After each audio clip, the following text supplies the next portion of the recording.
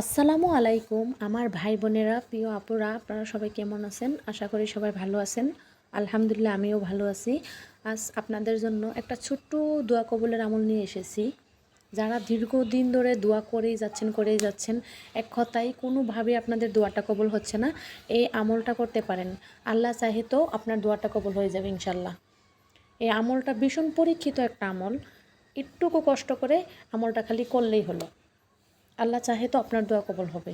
আমলটা বেশি বড় বা বেশি না, হার্ড না, খুব ছোট্ট একটা আমল। আপনাকে 5 ওয়াক্ত নামাজ আদায় করতে হবে সুন্দরভাবে, আর মিথ্যা কথা বলবেন না। অবশ্যই হালাল রিজিক খাবেন। আমলটা হচ্ছে আপনাকে 313 বার সূরা ইখলাস পড়তে হবে, 313 বার দুরূদ শরীফ পড়তে হবে। আপনি যেই দুরূদ শরীফ পারেন 313 বার আস্তাগফার পড়তে হবে।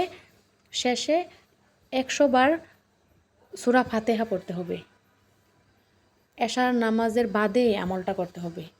টানা 7 দিন অথবা 11 দিন অথবা 41 দিন করতে পারেন। ইনশাল্লাহ আপনার দোয়াটা কবুল হয়ে যাবে।